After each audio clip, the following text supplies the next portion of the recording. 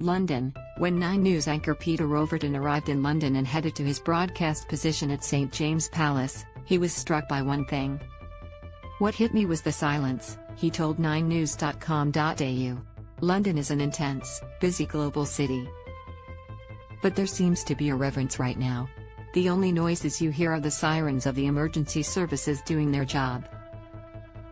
Everything else is silent." Full coverage. The death of Queen Elizabeth IIOverton, who presents the 9 News Sydney 6 p.m. bulletin, is in the UK along with colleagues Tracy Grimshaw, Carl Stefanovic and Alison Langdon for 9's coverage of the funeral of Queen Elizabeth II on Monday. "As a journalist, you come in and you're in the moment," he said. "You have a job to do. Sometimes, you need to step back and say, we're part of history here. We are witnessing history. I think that people are still processing that she's gone.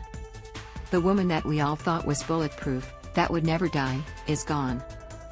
And I think that's striking people now, and that's why we're seeing 12-hour queues for people to pay respects to Her Majesty. Just look at Tracy Grimshaw's reaction when she went to Westminster Hall and saw the Queen lying in state. I mean, Tracy has been around a long time. She's seen some stuff." Trace was clearly deeply moved. How could you not be deeply moved when you stop and think about who is lying there? It's not only the Queen. It's a mother, a grandmother and a great-grandmother. And I think she's just remarkable.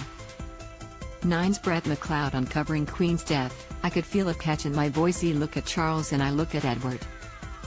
I look at Andrew and I look at Anne. I haven't called them by their official titles because to me, they're kids. People who lost their dad and now they've lost their mum. And they are on public display the whole time. That's what this all boils down to." Ahead of tomorrow's funeral, the father of 2 is all too aware of the responsibility and importance of the event. "I think it is an honor to be part of the coverage, but it's daunting as well," Overton said. "When it comes to history like this, I think less is more in this. I really do. I think silence and the images will speak loudly. They will carry it. Sometimes you need to let it breathe, so viewers can respond emotionally to what we're presenting. I think we will all need to sit there and let this momentous occasion, this significant event, sink in." 9's rolling coverage begins from Buckingham Palace at 5 a.m. with Today hosted by Carl Stefanovic and Alison Langdon, followed by Today Extra hosted by David Campbell and Sylvia Jeffreys at 9:00 from midday. Georgie Gardner and David Campbell will mark the end of our longest reigning monarch with 3 hours of coverage honoring the Queen's amazing life. At 3 p.m. Tracy Grimshaw, Peter Overton, Carl Stefanovic and Alison Langdon will lead 9's coverage from Westminster Abbey, Buckingham Palace, and Windsor Castle.